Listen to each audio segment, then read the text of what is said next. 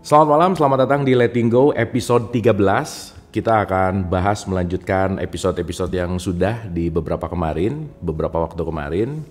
Dan kita akan mulai masuk di episode ke-13 ini kalau di chapter Indonesianya, di serial buku Indonesianya itu di chapter 3. Ini chapter 3 bener gak? Ya benar, bab 3, halaman 66. Kita bicara tentang menangani krisis emosional. Ya, menangani krisis emosional. Teman-teman, kita tahu bahwa hidup ini pada dasarnya adalah bagaimana kita melakukan manajemen, self-management gitu ya. Jadi kalau sekarang kita bicara kenapa hidupku gini-gini aja, coba tolong ditanya self-managementnya bagus nggak gitu. Dan self-management ini berkaitan erat sama manas namanya. Coba ada yang masih ingat manas itu apa aja? Pikiran, perasaan, dan emosi. Ya, bahkan kalau kita bicara apapun dalam kehidupan ini yang memiliki potensi sangat penting itu adalah emosi kita. Dan emosi ini ternyata menurut Daniel Goleman itu diturunkan dari nenek moyang kita gitu. Dan emosi itu hasil evolusi gitu kira-kira. Ya, jadi ada pikiran, ada perasaan, dan ada emosi gitu. Pertanyaan saya, bisa bedain nggak apa perasaan dan emosi? Banyak yang nggak ngerti dan banyak yang nggak bisa bedain mana perasaan dan mana emosi gitu. Ya salah satunya genetik, betul. Dan emosi itu hadir karena kita memang didesain untuk survive ya, survival mode gitu. Jadi intinya once kita menguasai emosi, kita bisa menguasai hidup gitu. Ya, jangan lupa teman-teman, kita ngapa-ngapain itu bukan kognitif pikiran dulu, bukan. Tapi nyaman dulu atau enggak gitu. Maka kalau udah nyaman, si pikiran akan memperkuat kenyamanan kita dan mencari alasan-alasan. Teman-teman yang nyaman di ruangan ini, itu emosinya dapat dulu. Baru pikirannya akan memberikan alasan, oh kenapa nyaman, karena di sini saya bisa belajar, di sini saya bisa ini, bisa itu, bisa itu. Pikiran tuh ngikutin emosi gitu. Nah pun sebaliknya ya, kalau yang gak nyaman, ini apa sih, gak jelas ya, bahas apa sih gitu, emotion lah, PPE lah, manas, pikirannya pasti akan membuat si emosinya itu semakin nyari alasan gitu kira-kira. Jadi jangan lupa ya, emosi dulu, baru pikiran, baru tindakan. Maka ya teman-teman ya, ini penting banget.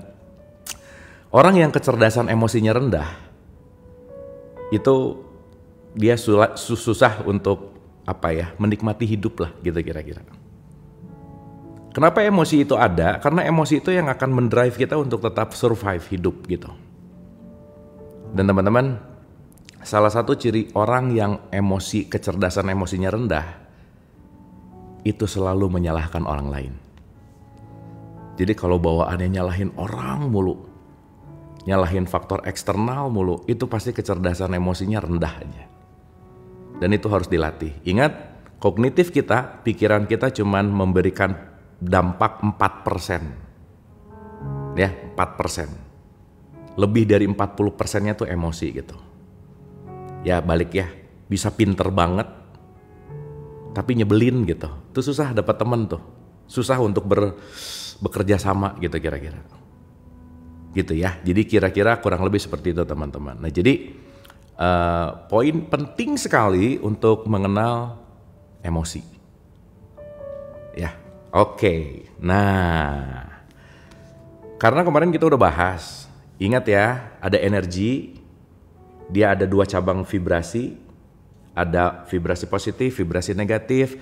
Positif Hawkins bilang power, negatif bilang force gitu. Dan ada 17 frekuensi gitu. Ya 17 frekuensi dari mulai level paling bawah yang disebut shame gitu, malu, menyalahkan diri, sombong gitu. Itu penting untuk diregulasi gitu ya. Itu udah kita bahas di pertemuan sebelumnya. Tapi nanti kita akan dalemin satu-satu tentang frekuensi gitu. Oke ya. Jadi teman-teman, change your emotion, change your life. Rubahlah emosimu, maka kamu akan merubah hidupmu gitu. Anyway, ya. Nah, saya mau bahas dulu gini teman-teman, supaya teman-teman tuh ngerti apa bedanya perasaan sama emosi. Ya, supaya nanti kita ngerti. Jadi, yang namanya emosi itu universal. Ya, emosi itu universal. Perasaan itu subjektif. Jadi kalau emosi itu universal, kalau perasaan itu nanti subjektif. Ya, nanti saya akan sebutin beberapa emosi dasarnya manusia. Ya, saya kasih contoh simpel aja gini. Semua kita pasti punya takut. Tapi takut terhadap apa, itu perasaan. Tapi emosi takut itu pasti ada. Dapat ya, teman-teman ya? Saya bisa takut sama singa misalnya. Oh, itu rata-rata kali ya. Ada orang yang takut sama kecoa. Gitu. Badannya gede, tapi kecoa sama kecoa takut gitu. Tapi by the way kalau saya sama singa bukan takut tapi malu. Gitu ya. Agak malu gitu kalau ketemu singa tuh malu. Bukan takut, bukan malu gitu. Gitu. Nah, jadi takut itu namanya emosi. Tapi takut terhadap apa itu perasaan. Ingat ya, emosi itu dari energy in motion, bahwa tubuh kita ini mengalir energi gitu. Jantung yang berdetak itu energy in motion. Tapi kalau ngelihat cewek cantik, jantungnya berdetak itu perasaan.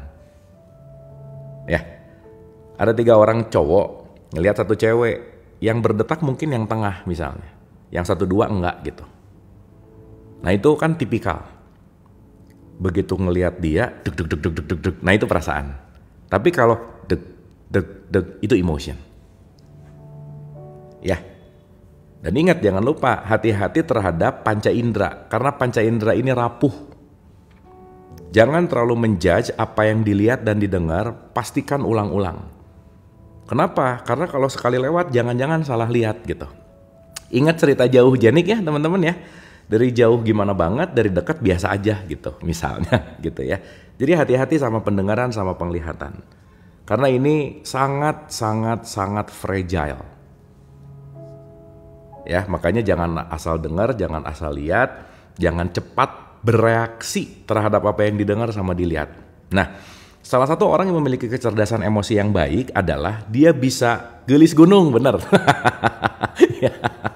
Salah satu orang yang punya kecerdasan emosi yang oke adalah dia mampu ada jeda antara reaksi dan peristiwa.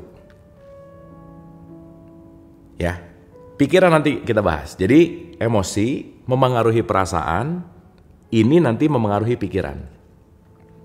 Jadi pikiran tuh cuman hanya akan memberi impuls kepada emosi kita aja. Jadi satu emosi itu bisa punya ribuan pikiran. Jadi daripada ngeberesin pikiran, mending ngeberesin emosinya. Dapat ya teman-teman ya? Jadi kalau sekarang kenapa aku tuh hidupnya gini terus, masalahnya ini terus, coba cek emosinya deh. Pasti jarang diregulasi. Atau jarang dilatih, atau jangan-jangan kita nggak ngerti emosi kita apa gitu. Ya, teman-teman kita kenalan sama Daniel Goleman. Daniel Goleman ini penulis buku Emotional Intelligence, kecerdasan emosi. Mengapa emotional intelligence lebih penting daripada IQ? Ini keren banget sih. Jadi rencana saya mau beresin dulu letting go, nanti loncat ke sini gitu. Supaya nanti kita bisa cepat masuk ke placebo-nya Joe Dispenza ya. Nanti kita masuk ke sini. Ini asik banget.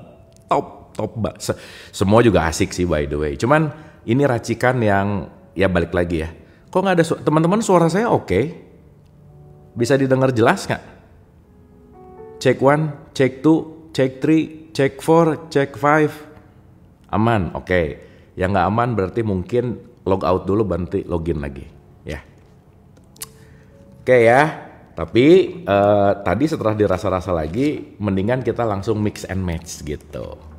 Jadi ini memang kita bahasan letting go, tapi saya ulang-ulang ini racikan saya. Nanti jadi teman-teman kunyah lagi, racik sendiri, yang penting teman-teman nanti bisa mengalami. Ingat ya, yang terpenting bukan banyak taunya, tapi pengetahuan yang diamalkan, itu yang paling penting. Oke ya, sip. Nah, sampai sini oke teman-teman ya? Bisa tahu ya? Jadi kalau saya ngomong manas, means pikiran, perasaan, emosi, itu manas.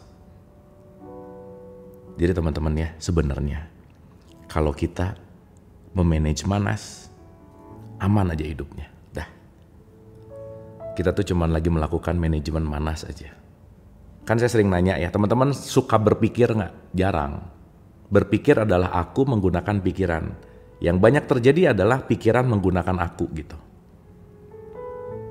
Ya makanya sifat pikiran itu loncat depan, loncat belakang, loncat depan, loncat belakang. Gitu aja terus. Gitu intinya.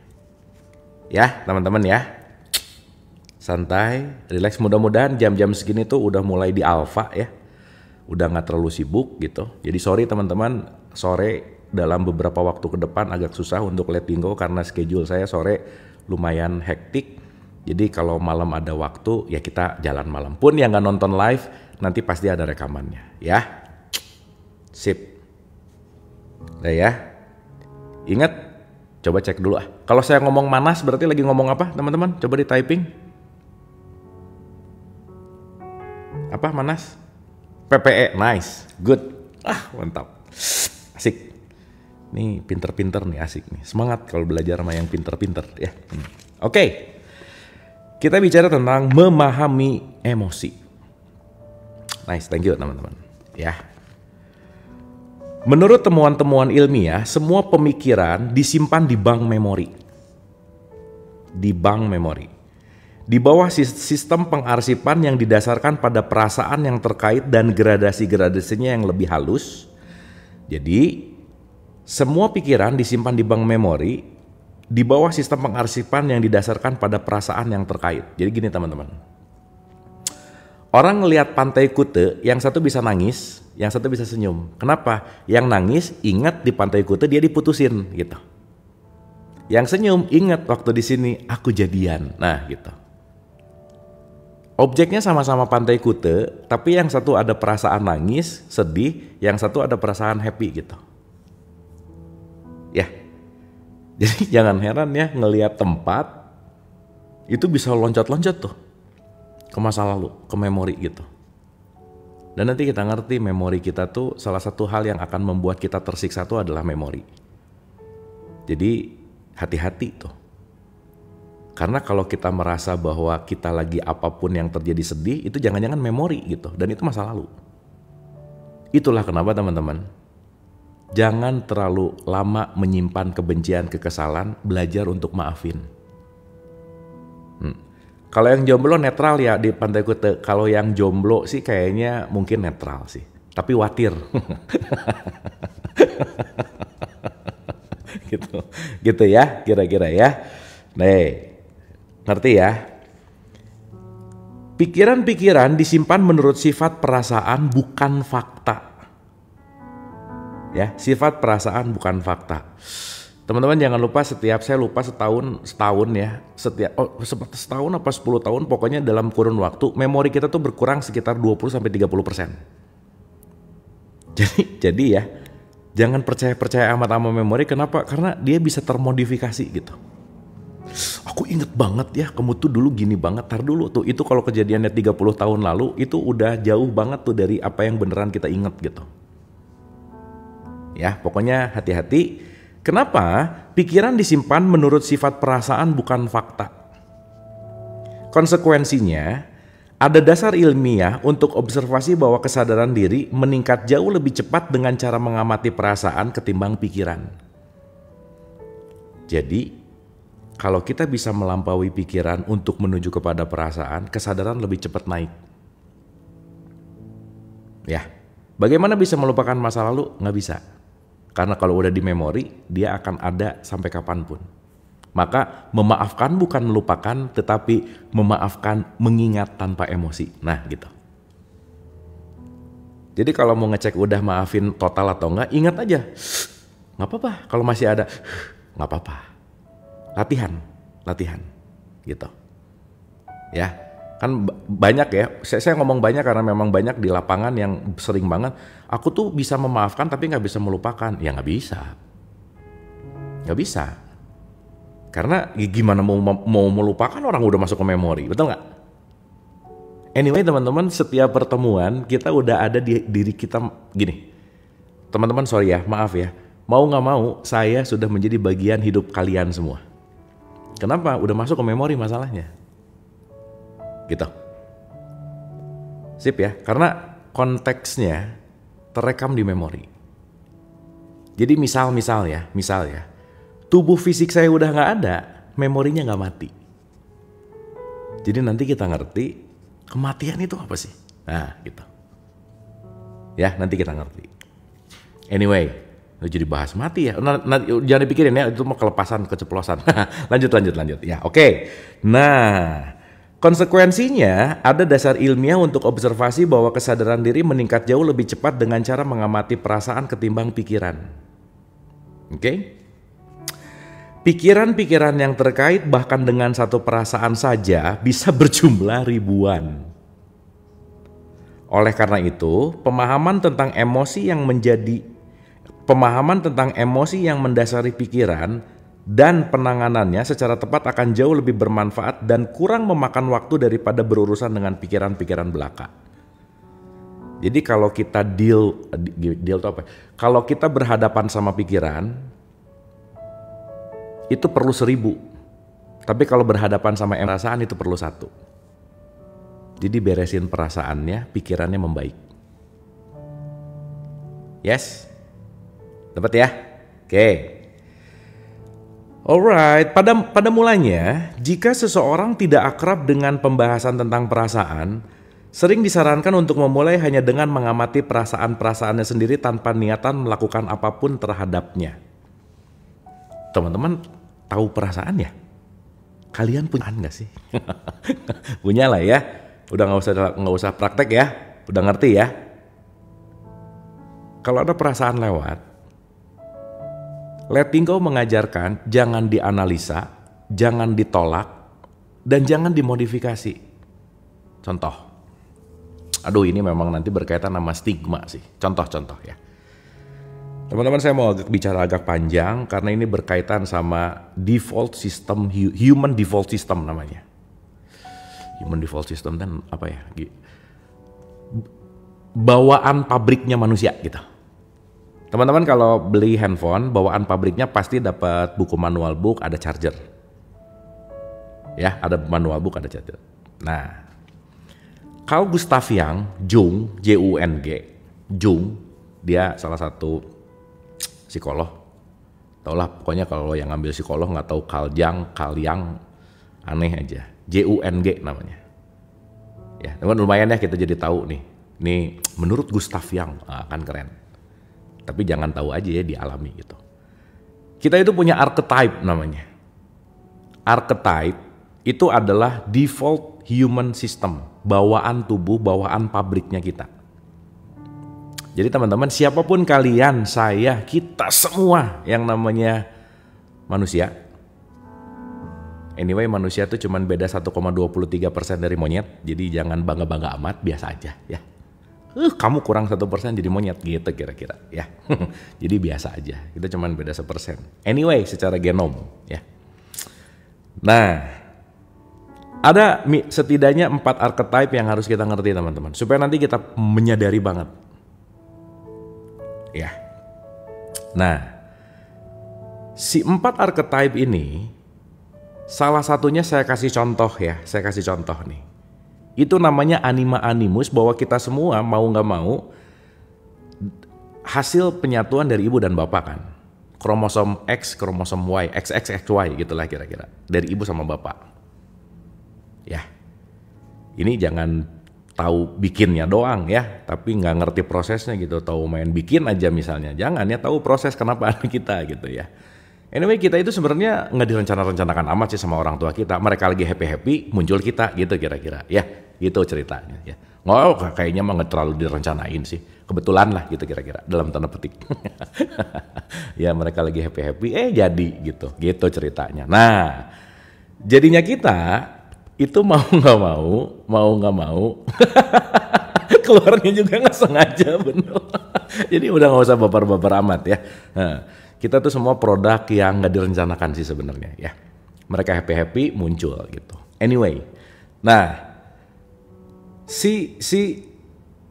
karena kita perpaduan antara ibu dan bapak, feminin dan maskulin, maka ada anima dan animus namanya. Ini saya mau cerita dulu ini supaya nanti agak sedikit open mind tentang sesuatu hal ini gitu ya. Contoh.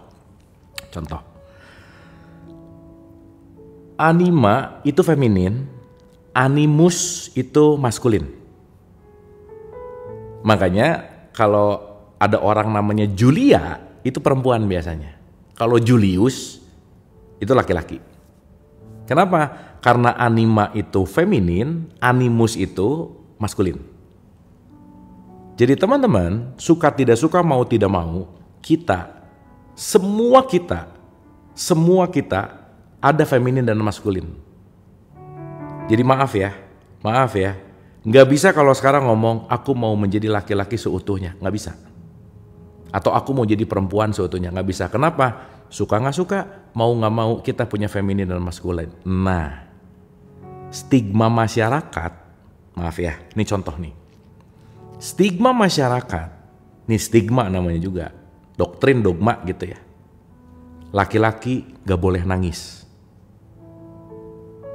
Laki-laki gak boleh nangis, jadi stigma nih. Kebayang gak? Stigma sadar aku laki-laki, aku gak boleh nangis. Tapi feminisme gak bisa dibohongin. Jadi ketika femininnya lagi keluar, dia pengen nangis karena doktrinnya gak boleh nangis, perasaannya ditutupin gitu teman-teman. Itu yang dimaksud menutup perasaan. Karena apa? Stigma salah satunya. Gitu. Paham ya maksud saya ya? Jadi kalau femininnya keluar, ya udah. Ketika perlu untuk nangis, ya nangis. Gitu. Maka perasaan yang ditekan itu akan menggumpal dan suatu saat nanti akan jadi bom waktu, meledak dia. Anyway, gitu loh. Nah jadi teman-teman ingat ya, perasaan itu kayak tamu. Easy come, easy go. Dia datang dan dia pergi. Jadi kenapa saya selalu ulang-ulang, kenapa puisinya Rumi itu keren banget. Life is a guest house, hidup ini kayak hotel. Setiap pagi kita kedatangan tamu dan kita nggak bisa ngontrol tamunya nyebelin atau menyenangkan, nggak bisa. Tugas kita hanya pelayan karena kita tuh hotelnya. Service. Welcome and entertain them all. Terima dan nggak ada cara lain. Karena kita adalah guest house gitu. Kenapa? Di kalimat terakhirnya, because each has sent as a guide. Karena mereka semua datang ke kita sebagai petunjuk gitu. Nah nanti kita ngerti bahwa semua perasaan itu kayak tamu yang datang dan pergi. Tamu nanti juga pergi. Makanya teman-teman ingat mantra sakti kita. Kalau lagi ada apapun terjadi, mantranya adalah entar juga lewat. Selesai. Entar juga lewat. Entar juga lewat. Selesai. Gitu.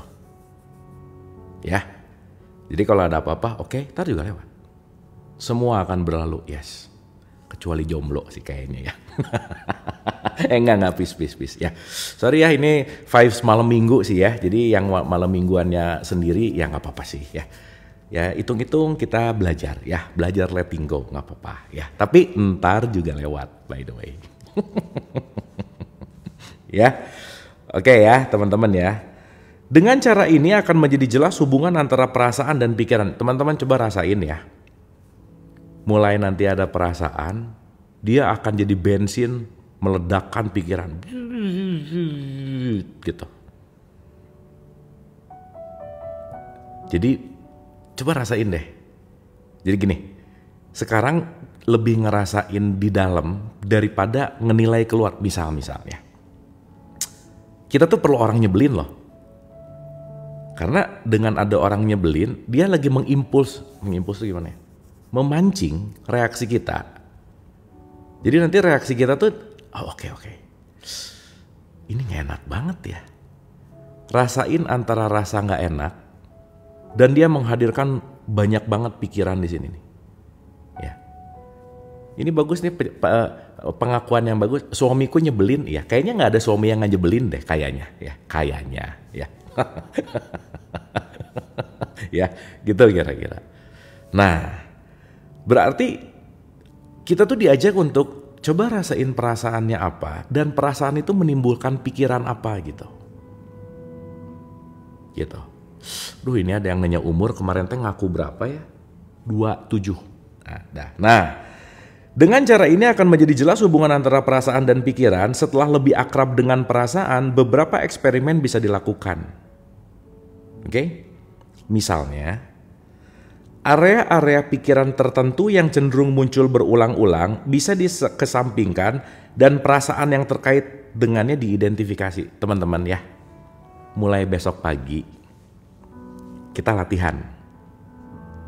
Ya, kita latihan. Latihannya gini. Coba telaah setiap hari apa sih yang muncul? Pikiran apa yang muncul, perasaan apa yang muncul. Itu rata-rata pengulangan yang udah sering banget tanpa disadari. Saya ngomong kebanyakan gak ya? Ya rata-rata aja ya. Rata-rata orang sekarang bangun dengan masalah hari kemarin. Dia berpikir dengan cara hari kemarin. Dia memilih dengan cara hari kemarin. Dan dia memiliki kesadaran hari kemarin. Dan dia berharap akan lebih baik hari ini. Pret, gak mungkin. Betul gak? Pikiran yang sama akan memberikan pilihan yang sama, akan mengeluarkan emosi yang sama, dan akan mengeluarkan hasil yang sama. Bagaimana hidup akan berubah kalau ininya gak dirubah? Betul gak? Kan suka ditanya ya, siapa yang ingin berubah? Aku. Ya, siapa yang duluan mau berubah? Diem. Pengen ada perubahan tapi gak mau berubah gitu. Aneh banget lah pokoknya. Aneh aja. Ya pokoknya gak mau tahu, pokoknya dianya aja yang harus berubah. Coba, mengharapkan pasangannya yang berubah, kitanya gak ngerubah. Udah gak bisa lah teman-teman. Don't craving love from other. Jangan menggantungkan remote control cinta kasih kita, kasih sayang kita kepada siapapun, termasuk ke pasangan, ke siapapun. Jangan. Kenapa? Kecewa. Pasti. Gak ada yang akan menyayangi diri kita kecuali diri kita sendiri. Titik. Lepasin semua ekspektasi, harapan. Kenapa? Semakin kita pengen orang lain berubah, wasting time. Gitu. Sip ya. Nah, jadi pengemis cinta. Ya oke. Gitu ya. Gitu kira-kira. Nah, ini lucu, ada yang komen, Kang, kenapa ya kalau kan nontonnya di YT ya, di rekaman, kok ketawanya nggak nyambung sama omongan? Iya ya, ini kan lagi live ya, kita bisa ketawanya reaksi, itu nontonnya di record gitu, jadi mereka nggak tahu ketawanya gimana. Ya udah aja ya, nggak apa-apa ya. Jadi ada yang kayaknya disangka bahwa nonton live tuh lagi live. Ini kenapa ya nggak nyambung gitu-gitu. Tapi nggak apa-apa ya teman-teman ya. Ingat yang abis ini semuanya rekaman. Nih rekaman. Gitu kira-kira. Ya, oke. Nah, saya ulang ya. Misalnya, area-area pikiran tertentu yang cenderung muncul berulang-ulang bisa dikesampingkan dan perasaan yang terkait dengannya diidentifikasi. Terlebih dahulu, terimalah keberadaan perasaan itu tanpa menolak dan mengutuknya. Jadi teman-teman, once ada bad feeling,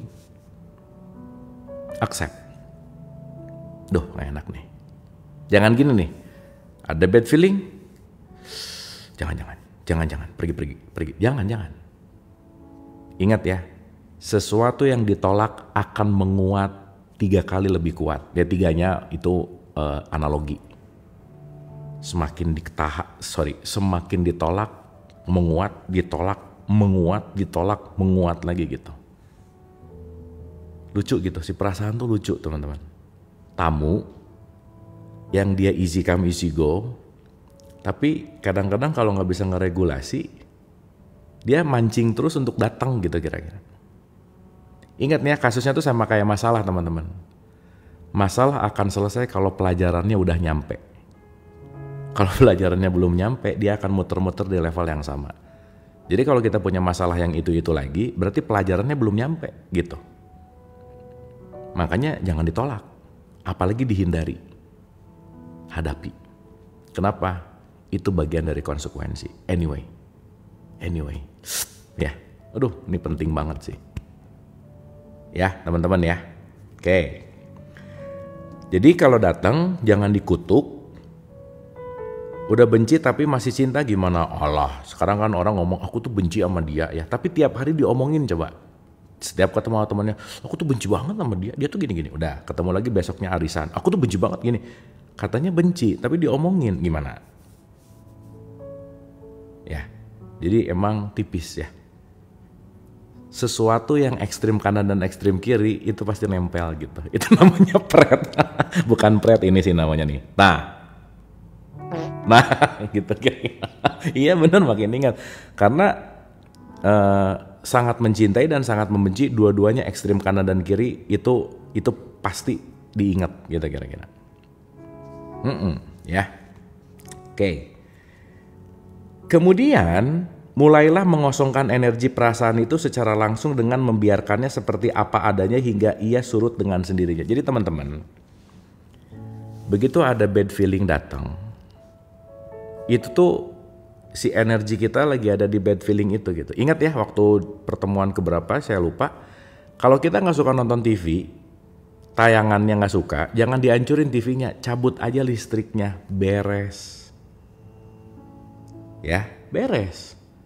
Nah, nyabut listrik perasaan dengan membiarkan dia seapa adanya. Oh ya udah. Ingat ya, si perasaan tuh bukan fakta, bukan. Bukan fakta, bukan. Itu cuman mungkin bentar. Kita mungkin tertrigger dari tempat, tertrigger dari kata-kata, tertrigger dari apa.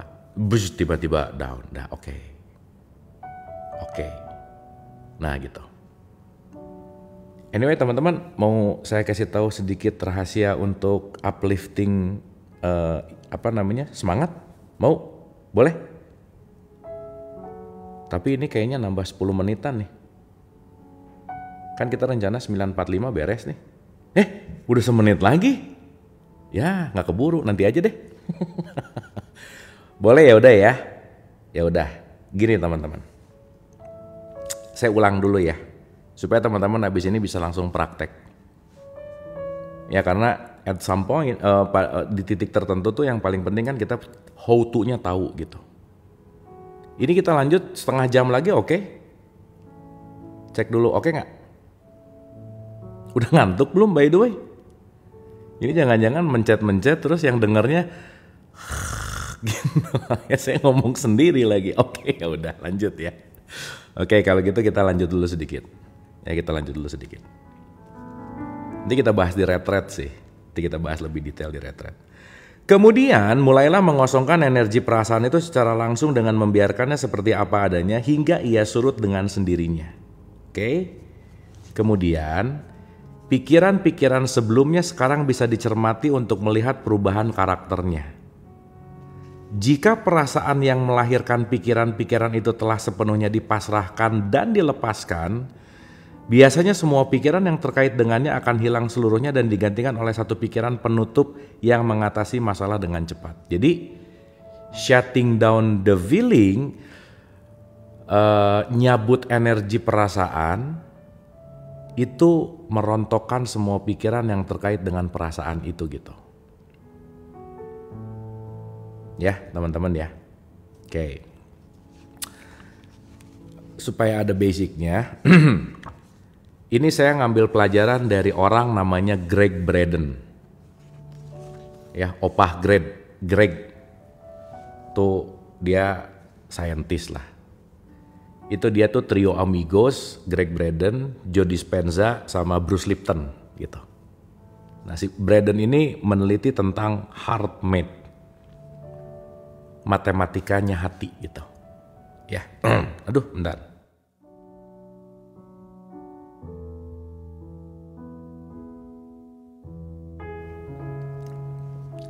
Matematikanya hati gitu.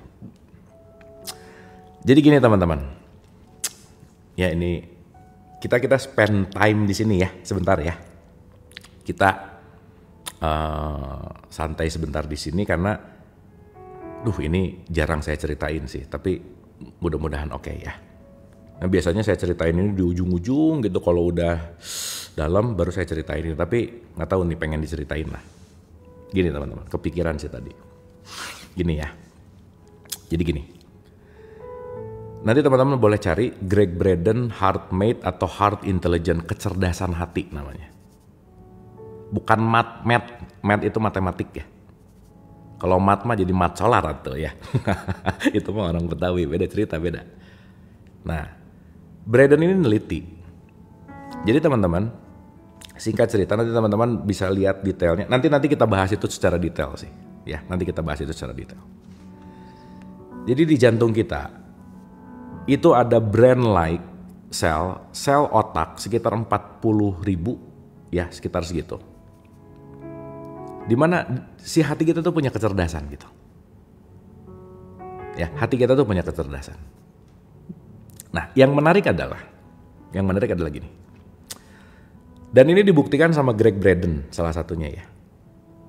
Jadi Greg Braden itu saya waktu itu baca bukunya Divine Matrix namanya. Udahlah, kira-kira gitu ya. Nanti kita sambungin aja. Nah, si Greg Braden dia tuh lagi mau memutuskan suatu pilihan di mana waktu itu teman-teman ingat 9/11 ya. 9/11 tuh kejadian bom. Jadi dia tuh lagi dari mana saya lupa dan dia mau balik ke Amerika. Dan kejadian itu pas banget 9/11, pilihan dia, begitu dia datang ke maskapai, si mbak-mbak, si teteh-teteh maskapainya bilang gini, Mas Greg, ini penerbangan terakhir, kita nggak tahu apa yang akan terjadi, kamu mau pergi silahkan, mau nunggu silahkan, tapi kita nggak tahu akan ada penerbangan kapan lagi. Anyway, apa yang dilakukan Greg Braden hampir saya lakukan ini tiap hari dalam memilih, teman-teman. Ini jadi juru saya juga gitu. Tapi anyway, sekali lagi ya, ini tolong dikunyah pelan-pelan dan disadari gitu kira-kira. Ya. Nah, Braden punya momen, teman-teman kebayang nggak gini?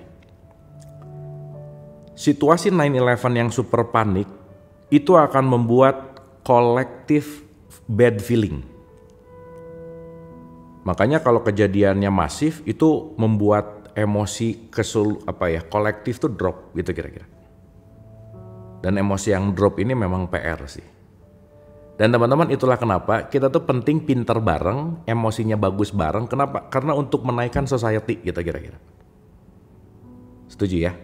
Jadi semangat kita tuh gotong royong. Kenapa? Karena poin kita tuh society. Society itu lingkungan. Kalau pinter sendiri, emosinya bagus sendiri, pusing sendiri juga gitu. Jadi mending kita tularkan gitu kira-kira. Makanya kenapa semangatnya gotong royong. Anyway, nah saya balik ke cerita Greg Braden.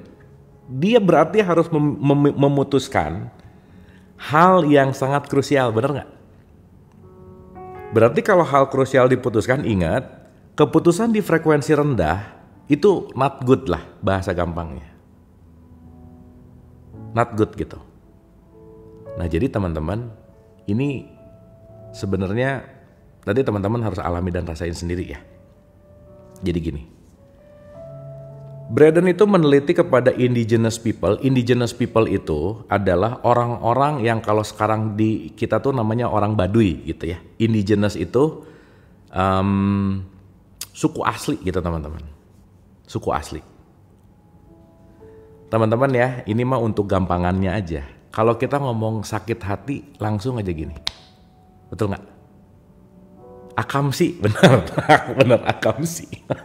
Anak kampung sini atau PS ya, preman setempat boleh. Nah, jadi dia neliti tuh ke indigenous. Setiap dia teliti, menariknya begitu ditanya, kita hidup di mana, rumah kita di mana? Here. Dan ini ternyata sudah menjadi gerakan alamiah dari dasar dalam penelitiannya Greg Braden. Selalu kalau kaitannya berkaitan sama pendalaman kesadaran tuh begini gitu. Makanya sebagian umat Islam, tradisi Islam, kalau sholat ada yang di sini sebenarnya. Kenapa? Karena ini area si jantung tuh ada di sini, yang tadi saya cerita ada brain-like cell itu di sini gitu. Ya. Nanti saya dalemin ini di sekitar 6-7 episode yang akan datang untuk ngerti gimana cara meregulasinya. Tapi yang pengen saya ceritain sekarang adalah gini teman-teman. Ya. Oke. Tapi harus dicoba, Saya jelasin dulu ya, nanti kita coba ya. Ini soalnya kalau nggak dicoba nggak akan kerasa gitu. Karena kan urusannya rasa ya, bukan tahu. Gitu. Saya tuh mau ngejelasin manis tuh susah gitu teman-teman. Karena manis unexplained, nggak bisa diceritain, harus dialami gitu. Tapi seenggaknya kalau kita ngerti dulu, kita tahu apa yang akan kita alami gitu. Ya, nah. Singkat cerita gini, gampangannya gini. Otak kita itu organ polaritas namanya. Dia urusannya bener salah, itu otak. Ya, itu otak. Maka dia akan looping bener salah, itu tuh di sini. Kutub, that's it, polaritas tuh kutub. Tetapi yang namanya, saya sebut hati itu bukan liver, bukan ya. Ini pokoknya area ini aja ya, supaya gampang gitu. Karena ini banyak kesimpang siuran pemaknaan. Mungkin kalau perspektif dalam bahasa Arab itu disebut qalb, heart gitu. Nah, qalbu itu namanya non-polarity. Jadi ya, teman-teman ya, begitu kita membuka hati, kita akan langsung mendapatkan jawaban yang the truth without reason. Gak ada lagi alasan. Karena kalau nanya sama ini, perhitungannya untungnya apa, ruginya apa, ininya apa, untungnya apa, ruginya apa. Jadi ini tuh sering berteriak tapi ketutupan sama ini gitu. Ya. Nah, yang keren, karena Braden tuh based on research kan. Nah, yang keren, si Braden di saat itu, oke, apa yang harus saya pilih nih? Mau pergi takut, nggak pergi nggak tahu kapan pulang, coba. Teman-teman, saya mau ngebahas ini dalam sisi universal dulu ya. Nanti kita bahas dalam pandangan-pandangan teologis, mungkin nanti kita bahas. Tapi ini kita bicara universal dulu gitu. Nah, terus karena dia belajar metode ini, jadi opening the door to the truth namanya. Jadi membuka menuju kepada esensi lah gitu kira-kira. Terserah lah ya penamaannya apa, terserah lah. Ini karena kadang-kadang gara-gara nama jadi suka berantem gitu ya. Tapi intinya adalah kita melampaui untuk mendapatkan jawaban sejati gitu kira-kira. Nah, singkat cerita teman-teman. Teman-teman ini harus dicoba ya. Sorry, ini perlu dicoba by the way. Karena kalau nggak dicoba udah deh, nggak bisa aja. Nah teman-teman, jawaban di sini itu direct answer yang without, tidak perlu ada reason. Dan itu dilakukan oleh Braden. Jadi saya mau ke akhir dulu ya, nanti saya ceritain tengahnya. Singkat cerita, Braden melakukan itu sebentar, jadi dia di counter si teteh-teteh airlines-nya, dia ke ujung, sebentar ya, saya mau diem dulu bentar, nanti saya akan putuskan beberapa saat. Dia nyari tempat sepi, santai dan relax, dan dia kembali. Saya ambil. Si teteh-tetehnya kaget, serius lo? Iya. Jadi sepesawat-pesawat Boeing berapa saya lupa ya, 774, lupa lah ya. Itu cuma ada sekitar 6 penumpang kalau nggak salah, apa 7 gitu. Ya udah, it's okay. Singkat cerita, pesawatnya santai, pesawatnya aman, landing, dia naik lagi connecting flight sampai rumah aman aja. Singkat cerita gitu. Nah, sekarang yang jadi pertanyaan, apa yang dilakukan si Braden kan? Which is teman-teman, saya ceritain ini bukan karena hanya baca, tapi saya sudah melakukan ini bertahun-tahun gitu. Even dalam keputusan-keputusan yang sepele tuh, gimana ya bahasanya ya, saya melatih untuk pakai ini gitulah kira-kira. Ya, nah teman-teman, cara sederhana untuk kita bisa, salah satunya untuk menaikkan level perasaan ke lebih baik. Yang kedua, getting clear mind untuk membuat jadi lebih tenang, lebih damai. Dan yang paling penting kita benar-benar memutuskannya tidak melibatkan ego lah bahasa gampangnya. Karena teman-teman ya, Si Braden bilang bahwa kalau pakai ego saat itu juga saya nggak akan pulang. Nggak, udah gitu. Nggak, udah. Kenapa? Karena di sini mikir bahaya apa gitu kira-kira. Tapi secara fakta kadang-kadang pilihannya nggak masuk akal tapi berhasil gitu misalnya. Pernah nggak teman-teman? Kayaknya nggak make sense deh. Tapi memang kejadian gitu. Wah, udah deh. Kalau itu udahlah. Saya rasa pengalaman ini kita alami gitu kira-kira. Nah, jadi yang paling kita mudah untuk dalam meregulasi emosi salah satunya, perasaan gak enak, itu adalah centering kepada si hati namanya. Jadi teman-teman, langkah pertama, teman-teman cari center dari dadanya, disentuh, pegang aja. Kenapa harus dipegang? Karena kemana kita menyentuh, fokus energinya lagi ke situ gitu. Ya, jadi pertama sentuh hatinya. Sambil merem lebih bagus. Kenapa? Karena visual mata tuh bisa mengganggu si polarity ini gitu. Oke?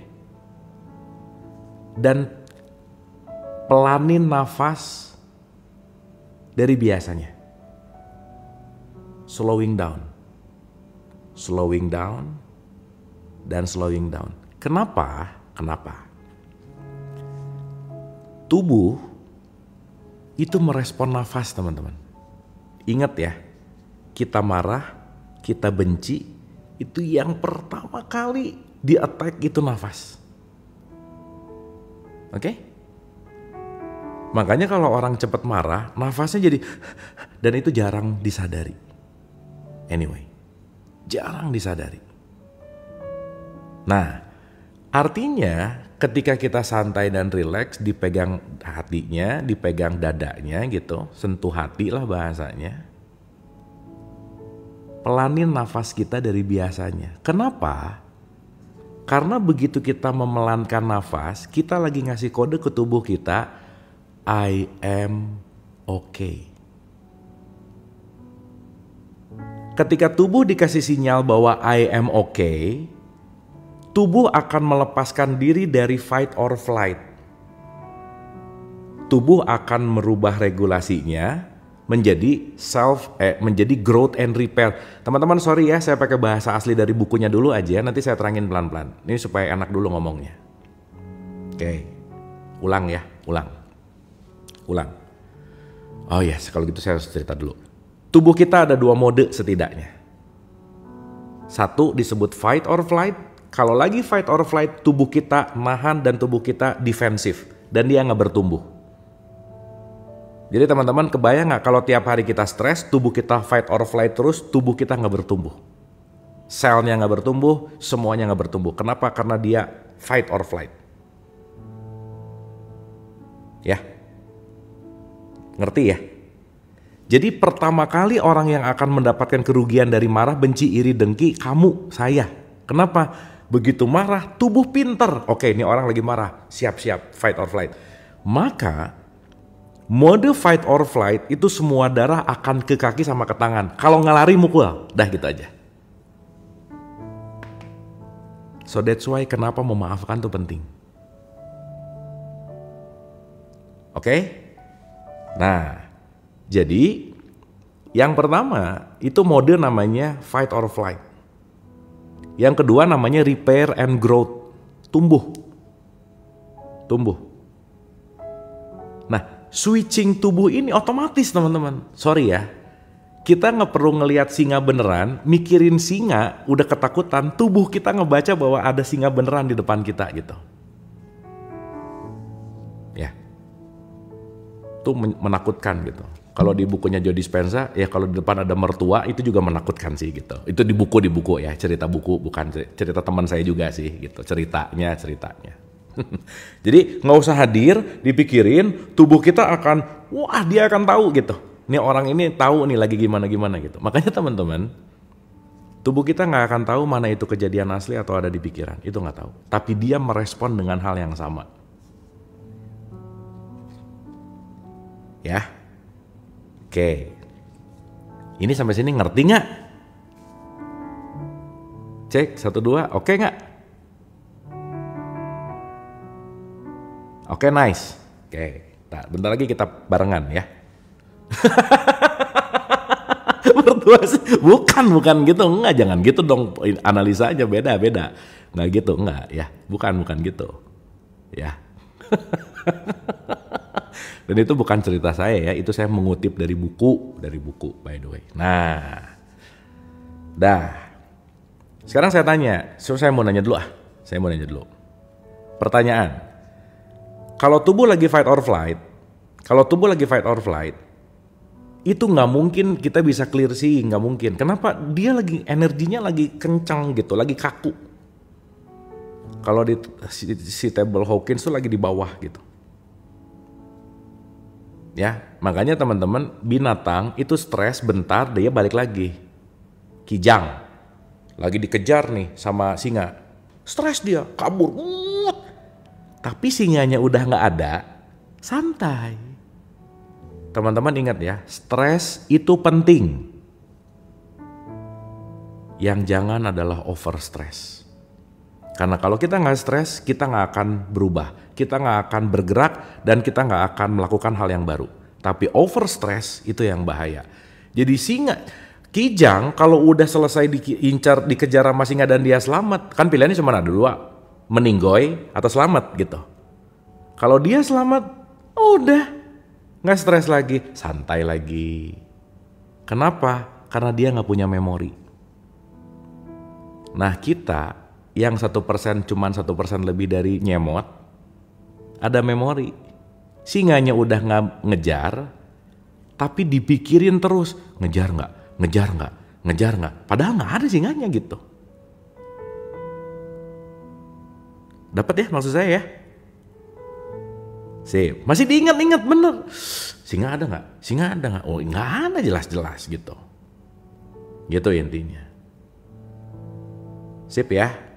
Nah, jadi ada 2 mode nih. Nah, saya balik nih. Aduh, harusnya cerita ini dulu, tapi nggak apa-apa ya teman-teman ya. Emang belum harusnya ke sini, tapi ya udahlah supaya kita bisa ke praktek gitu ya, ke practical way. Nah, saya ulang. Berarti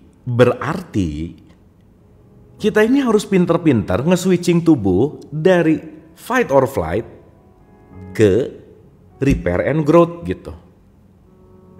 Jadi kalau tubuh kita ada di repair and growth, itu sel bekerja dengan baik, pokoknya top lah. Teman-teman jangan lupa juga ya, kita ini adalah pabrik kimia. Chemistry nih, kita tuh soap of chemistry aja sih sebenarnya gitu. Kalau lagi jatuh cinta jangan dianggap jatuh cinta, enggak, itu cuma lagi bukan keracunan sih. Hijack by hormone namanya. Makanya orang jatuh cinta jadi bego langsung gitu, ya. Ya, gitu kira-kira. Karena nanti saya cerita tentang itu gitu. Nah, tapi balik lagi, berarti ketika kita bicara dalam konteks saya penting merubah mode. Teman-teman supaya gampang ya. B itu fight or flight. A itu repair and growth. Repair itu perbaikan, growth itu tumbuh. Jadi titik kesadaran ketika kita udah mulai switching dari B ke A. Itulah dalam semua tradisi agama pasti ada ritual menenangkan supaya pindah dari B ke A. Mau apapun terserah caranya. Tapi intinya cuman itu aja sebenarnya. Ya, supaya kita ada di wilayah repair and growth gitu. Anyway. Nah, yang jadi pertanyaan, gimana caranya? Nah, saya balik tuh. Pertama, di sini itu ada sel like brain. Begitu kita sentuh, sok teman-teman sentuh deh dadanya. Terus merem santai aja bentar. Pelanin sedikit nafasnya.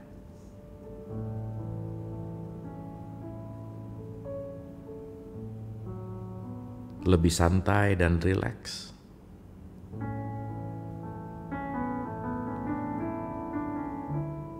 Dan ketika kita sudah memelankan, ingat, nafasnya pelan, itu lagi mau memberikan sinyal ke tubuh kita, wahai tubuhku, I am okay, I'm good, dan aku lagi siap untuk repair and growth, gitu maksudnya. Karena maaf ya, kalau kalian sering banget di B, untuk masuk ke fase ini susah banget. Kenapa? Karena tiap seringnya, tiap harinya emergency mode terus gitu. Kalau nggak mukul kabur, emergency. Ngelihat apa-apa takut, ngelihat apa-apa khawatir, ngelihat apa-apa antisipatif terus kesehariannya. Capek gitu. Ya. So that's why we need to relax gitu. Kita perlu me time, kita perlu mundur sedikit, dan ketika kita mundur sedikit, ini yang dilakukan ketika Greg Braden begitu menyentuh hatinya, santai dan relax. Ini nggak dilakukan oleh Greg Braden, tapi teman-teman boleh coba. Abis gitu senyum coba, senyum aja. Karena senyum itu release good hormon gitu. Ya udah. Begitu dia santai dan rileks, menurunkan sedikit nafasnya, lebih rileks, lebih santai. Dan habis itu udah nggak usah diatur-atur lagi. Ingat ya, nafas itu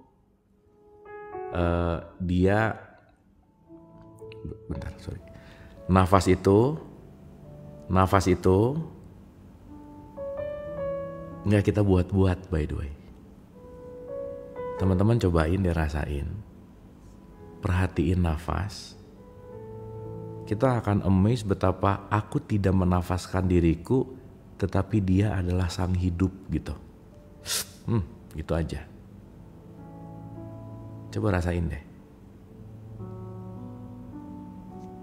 Lebih santai dan rileks. Senyum manis lepas. Begitu kita switching ke A, masuk ke A, dia akan masuk merubah dari polaritas menuju kepada the truth lah gitu kira-kira. Even sebelum apapun dia udah tahu jawabannya, pergi aja, it's okay, pergi dia. Kalau ada rasa ngantuk mungkin karena belum terbiasa sih, gak apa-apa. Nah, maksud saya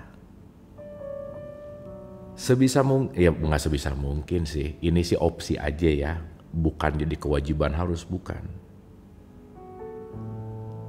Per 3 jam, 4 jam teman-teman santai, duduk relax, sentuh hatinya, senyum sebentar, semenit, 2 menit cukup, aktivitas lagi.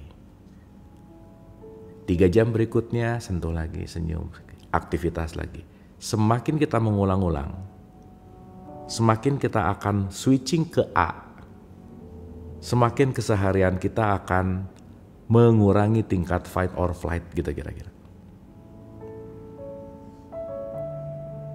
Nah, saya tuh ada satu metode namanya jeda semesta, teman-teman. Nanti saya share ya. Siapa tahu ada yang mau ikutan programnya, boleh. Karena itu harus dilakukan 21 hari ke depan berulang-ulang dan gak boleh bolong gitu. Intinya untuk apa sih? Untuk melatih muscle memory kita, kedisiplinan kita, kebiasaan kita gitu. Gitu teman-teman. Ya. Nah, betul. Apa yang tadi kita lakukan itu membuat brainwave kita itu ke level theta, itu namanya meditatif. Dan itu, aduh teman-teman, gimana ya? Harus dirasain sih. Udah gak bisa diceritain gitu. Ya, dan nanti kalau saya mau ngejelasin ini perlu coret-coret panjang lebar, nanti kita ke situ gitu. Tapi at least ketika teman-teman lagi ada hektik, chaotic apapun, Coba terkoneksi tuh sama si itu. Semakin sering terkoneksi sama si itu, hati kita lah anggap aja begitu. Itu kita mengurangi polaritas dan at least itu ngebuat kita tuh jadi lebih clear seeing namanya.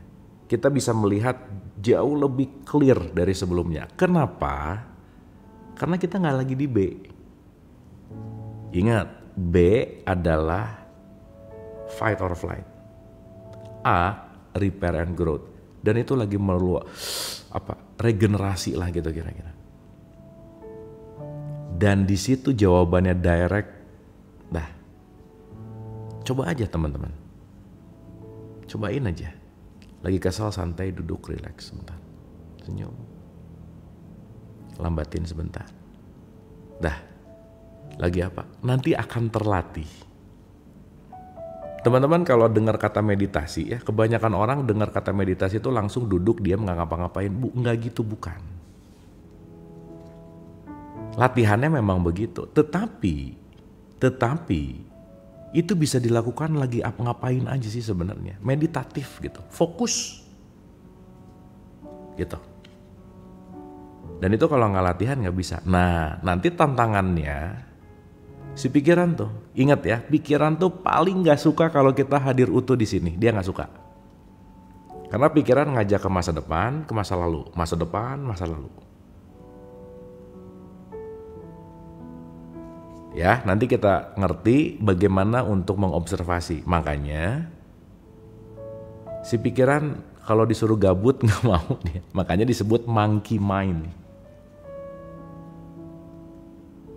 Nah, nanti teman-teman begitu sering latihan ini tingkat fokusnya naik. Fokusnya naik, atensinya naik. Atensinya naik, kita akan lebih bisa efektif, efisien dalam keseharian. Cobain aja. Kenapa banyak yang direct di situ nanti? Gak banyak ini itu, ini udah gitu. Ingat ya, latihan itu yang paling penting. Nah ya, nanti kita bahas ini lebih detail. Oke? Jadi jangan lupa dipraktekin. Ya, nah, sip ya. Itu bagian dari racikan ini supaya nanti teman-teman dapat gitu kira-kira. Nah, anyway, saya ulang. Kemudian mulailah mengosongkan energi perasaan itu secara langsung dengan membiarkannya seperti apa adanya hingga ia surut dengan sendirinya. Kemudian, pikiran-pikiran sebelumnya sekarang bisa dicermati untuk melihat perubahan karakternya. Jika perasaan yang melahirkan pikiran-pikiran itu telah sepenuhnya dipasrahkan dan dilepaskan, biasanya semua pikiran yang terkait dengannya akan hilang seluruhnya dan digantikan oleh satu pikiran penutup yang mengatasi masalah dengan cepat.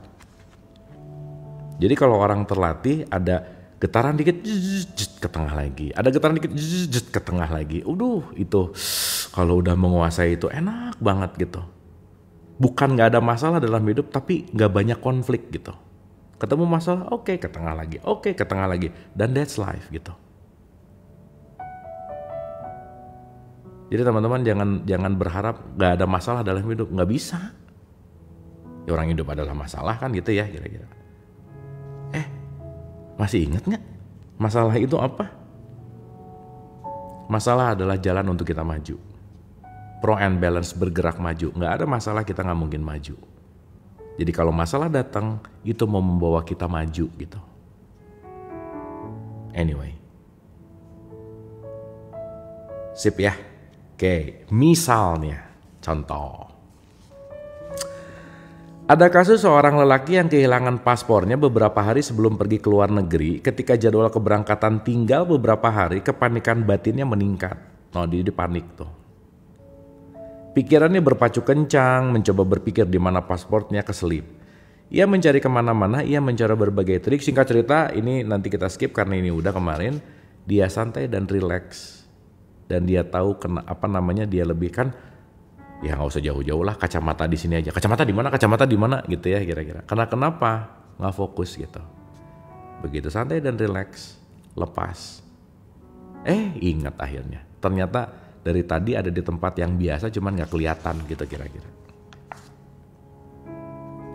Oke teman-teman.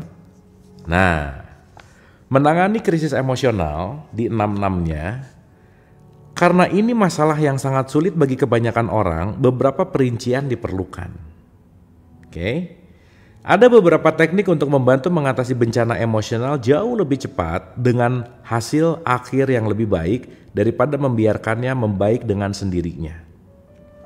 Teman-teman ada yang bicara time will heal. Tapi ya jangan kelamaan gitu. Kalau kita nggak mau latihan, ya dalam tanda petik time will heal. Kalau nggak dilatih juga enggak sih sebenarnya. Jadi saya pengen ganti kata-kata time will heal dengan kata-kata practice will heal. Latihanmu yang akan menyembuhkanmu gitu. Emang belum waktunya, latihan nggak? Enggak, ya udah tuh nggak bisa kalau gitu-gitu. Ya. Oke, sampai sini ya. Oke. Ingat, mekanisme-mekanisme yang biasa digunakan akal pikiran untuk menangani emosi yaitu penekanan. Ini senangnya neken. Ekspresi dan pelarian diri, kan ada 3 ya, ditekan, diekspresikan atau kabur.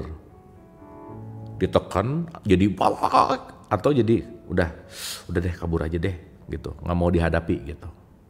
Kita udah bahas tuh di episode berapa saya lupa. Ya, jadi kalau nggak ditekan, represi, supresi, atau kabur gitu kira-kira. Ya,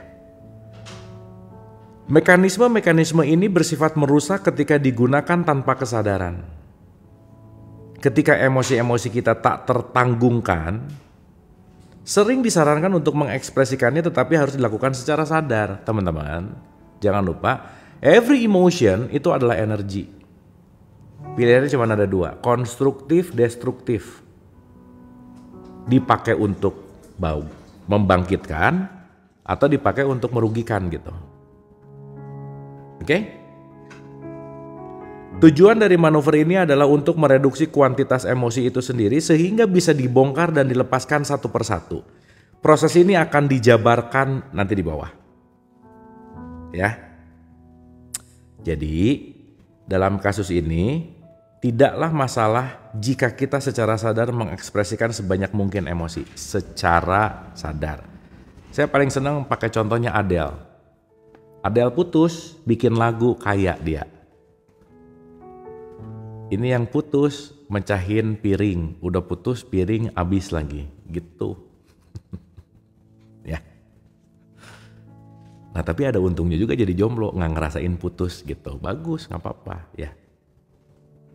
Ya balik lagi sih, ya konsekuensi gitu. Anyway, saya ulang ya. Jadi dalam kasus ini, tidaklah masalah jika kita sering sadar mengekspresikan sebanyak mungkin emosi. Oke? Emosi bisa dikurangi intensitasnya dengan berbagi perasaan dengan teman-teman dekat atau mentor. Nah, ini teman-teman ya penting untuk speak up. Cari yang tepat untuk kita bisa speak up. Dan kita sebagai pendengar ingat baik-baik. Saya mau cerita dikit lagi nambah. Orang yang kecerdasan emosinya kurang bagus, kurang cerdas emosi, ada orang curhat 3 menit, dia ngebalesnya 45 menit. Nah, jadi ceramah panjang lebar. Aku tuh gini, hidup tuh emang gitu ya. Menurut ini, menurut itu, dikasih ini, dikasih itu. Padahal dia cuma pengen cerita, nggak pengen diceramahin gitu. Gitu ya. Awas tuh, tadinya mau ngelepasin, jadi diceramahin. Jadi hore males ya gitu kira-kira. Makanya teman-teman, salah satu anugerah kesadaran yang paling gak usah jauh-jauh nyari, kita berkurang kadar nyebelin. Udah gitu aja. Jadi ya, belajar jadi pendengar yang baik. Itu penting. Itu penting. Dengerin aja. Karena kadang-kadang orang tuh cuman pengen ngomong dan gua gak perlu opini apa-apa, dengerin aja. Terutama ini penting buat bapak-bapak. Istri kalian tidak membutuhkan solusi. Kalau lagi komplain, iyahin, nanti dia nyari caranya sendiri. Udah gitu aja. Ya, udah gitu aja. Nah, itu mah udah kodrat ya. Nih bapak-bapak ingetin baik-baik. Aku tuh gini. Oh iya. Tapi kayaknya harus gini. Iya, udah gitu. Dah, jangan dikasih apa-apa. Para wanita tuh cerdas gitu. Dia tahu sendiri masalahnya, dia tahu sendiri solusinya gitu. Soalnya ya, nih ini cerita temen sih. Temen saya kalau istrinya lagi marah dia ngasih solusi. Ujungnya, aku tuh bagusan ini atau ini ya? Kayaknya itu deh. Oh enggak, ini lebih bagus. Tuh buat apa nanya ya? Gitu. Dia udah tahu kok gitu. Gitu ceritanya. Cerita aja ya. Gitu ya teman-teman ya. Nih bapak-bapak ingetin baik-baik. Ya. Oke. Duh, sampai mana ya tadi teh? Oh ini. Ulang ya teman-teman ya. Emosi bisa dikurangi intensitasnya dengan berbagi perasaan dengan teman-teman dekat atau mentor. Oke. Dengan hanya mengekspresikan perasaan, sebagian energi di balik emosi akan berkurang. Dalam keadaan seperti ini, juga baik untuk menggunakan mekanisme pelarian diri seperti keluar dari situasi sosial untuk menjauh dari kekacauan, bermain dengan anjing, menonton televisi, menonton film, bermain musik, bercinta. Maaf ya. Oh ya, 17 tahun ke atas lah ya. Bercinta nih ada soalnya di sini nih opsinya. Atau apapun kebiasaan seseorang jika tertekan. Ketika perasaan telah tereduksi dalam kuantitas dan intensitasnya, yang terbaik adalah mulai melepaskan aspek-aspek kecil dari situasi alih-alih melepaskan situasi keseluruhan dan emosi yang menyertainya. Sip ya. Jadi kita perlu spare. Yang saya sering cerita ya teman-teman, kalau lagi emosi, mau olahraga, berkebun, nyuci kamar mandi, nyuci piring, journaling, gerak, itu penting. Ya, gerak. Ya. Untuk menggambarkan hal lain, mari kita ambil contoh seorang lelaki yang kehilangan pekerjaannya setelah bertahun-tahun bekerja di perusahaan. Dan sekarang berada dalam keputusasaan. Jam berapa nih? Teman-teman ini masih oke lanjut nggak? Ini dari nada. Frekuensinya udah rada-rada ngantuk nih kayaknya, udah 5 watt nih. Lanjut. Oke ya. Kalau udah mulai bosan kasih tahu ya. Oke, ulang ya.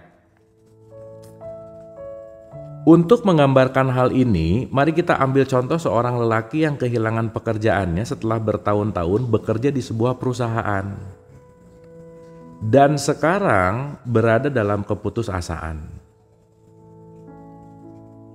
Melalui 3 mekanisme yang sudah dijabarkan, beberapa emosinya bisa direduksi. Yang kemudian bisa ia lihat dalam beberapa hal sepele tentang pekerjaannya. Misalnya, dapatkah ia melepaskan keinginan untuk makan siang di tempat yang ia selalu makan siang bersama rekan bisnisnya? Ini nih. Jadi ternyata kehilangan kerjaan tuh yang dikangenin tuh lunchnya gitu teman-teman. Ya kalau putus ya kayaknya yang dikangenin tuh misalnya nongkrong di halaman rumah mantannya gitu misalnya, misal.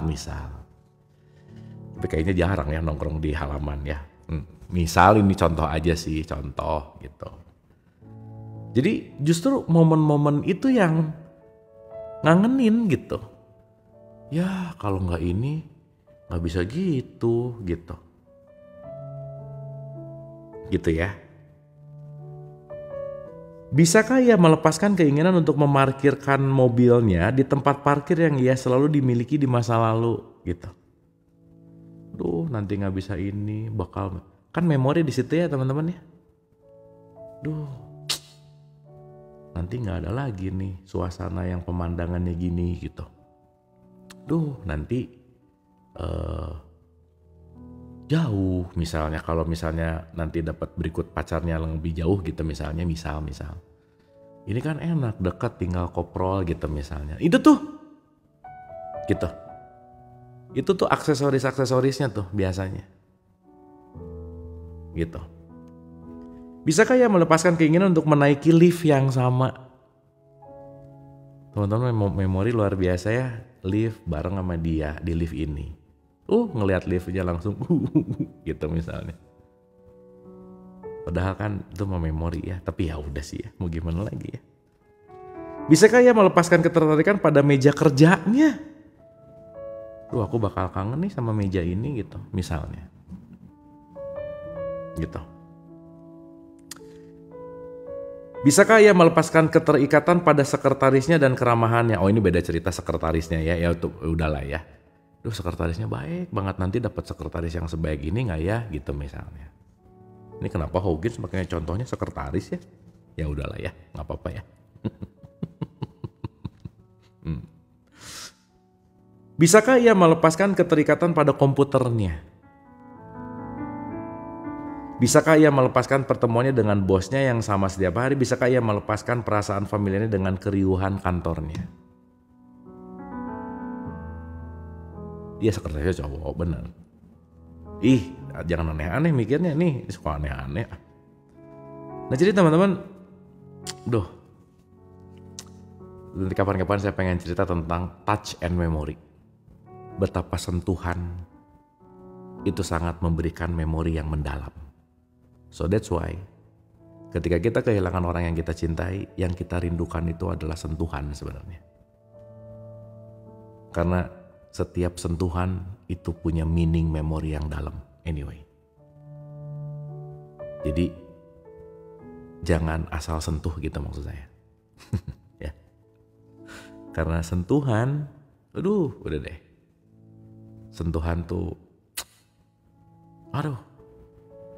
si tubuh ini tuh memorinya jauh lebih dahsyat dari ini sih sebenarnya.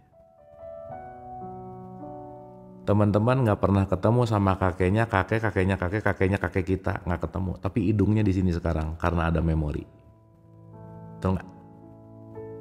Hidungnya di sini, matanya gini gitu. Ini kan semua memori, bawaan dari garis keturunan gitu kira-kira. Makanya sentuhan tuh, udah deh, itu susah move on dari sentuhan memang. Anyway. Ya nanti kita ngerti kenapa sentuhan sakral itu penting dijaga gitu. Kenapa? Karena urusannya tuh di memori sebenarnya. Bukan di apa-apanya, bukan. Tapi di memorinya. Contoh ya, teman-teman di rumah. Pasti ada satu spot yang kalau duduk di situ lagi, udah gak mau ke tempat lain. Di situ lagi gitu. Karena ada sense of memory di situ gitu. Ya ini penting banget sih. Ya nanti kita bahas, tenang. Tujuan memasrahkan aspek-aspek kecil dari peristiwa hilangnya pekerjaan yang mungkin tampak sepele adalah tindakan itu menyetel pikiran kita untuk memasuki mode pelepasan, to letting go. Letting go. Mode pelepasan membawa kita ke level keberanian, perasaan-perasaan negatif telah diakui dan dihadapi, akibatnya perasaan-perasaan itu kehilangan dayanya. Oh ya udah. Ingat ya, time will heal, okay, Tapi apa rumus kita? Apa rumusnya tadi? Apa rumusnya? Practice, bukan PPE, PPE mah manas. Practice will heal. Wah udah nih, ciri-ciri nih. Udah ciri-ciri nih. Ya udahlah. Ya benar, ntar juga lewat, tapi ini dalam konteks ini bukan time will heal, tapi practice will heal. Latihanmu yang akan membuat kamu sembuh pada ngantuk. Ya udah tuh ya. Ini udah, ya udah guys. Dikit lagi ya, satu paragraf lagi, closing bobo. Tujuan memasrahkan aspek-aspek kecil dari peristiwa hilangnya pekerjaan yang mungkin tanpa sepele adalah tindakan itu menyetel pikiran kita untuk memasuki mode pelepasan. Oke.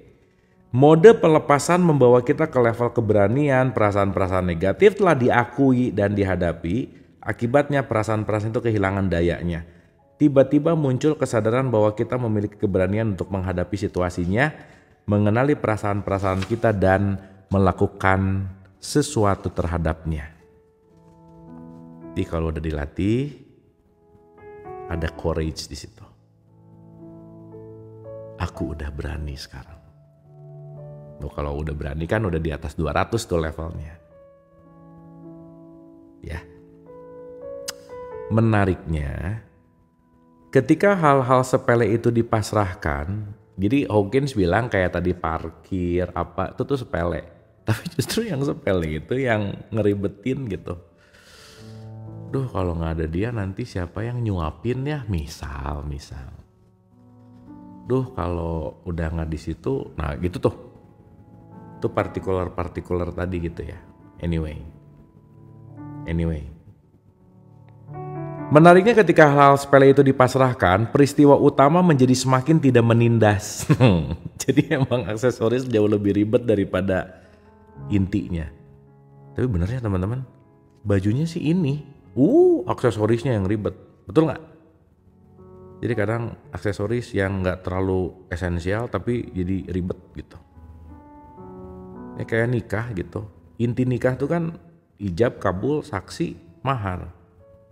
Tapi urusan organ tunggal nggak cocok bisa batal nikah gitu. Padahal organ tunggal itu aksesoris sih gitu. Misal. Ya, urusan catering gitu misal. Ya, jadi kadang-kadang ribet sama aksesoris tapi lupa sama esensi gitu. Ya. Penjelasan untuk fenomena ini adalah ketika kita memasrahkan satu emosi, kita memasrahkan semua emosi pada saat bersamaan. Wih, keren nih. Seolah-olah semua emosi memiliki energi yang sama. Ini pengalaman klinis harus diuji secara personal untuk bisa meyakininya. Jadi teman-teman, prime-nya beres, aksesorisnya beres gitu. Intinya kalau kita mulainya dari aksesoris menuju prime, itu satu stop kontak gitu kira-kira. Cabut, dah beres. Gitu. Ya. Setelah menggunakan 4 metode di atas, penekanan, ekspresi, pelarian diri, pemasrahan aspek-aspek kecil. Jadi nambah 4 ya sekarang ya teman-teman ya. Karena soalnya 3 nih. Penekanan, ekspresi, pelarian diri, plus pemasrahan aspek-aspek kecil. Teman-teman kalau pemaafan yang besar belum bisa dilakukan, yang kecil-kecil dulu, sok maafin. Gitu. Karena kalau yang kecilnya nggak dicabut, susah ke yang gede gitu kira-kira. Yang simple aja dulu. Karena nanti yang simple-simple itu akan gimana ya? Gimana bahasanya ya? Kalau aksesori kecilnya udah dicabut, pelan-pelan si energi yang primary-nya juga ikut turun gitulah kira-kira bahasanya. Ya.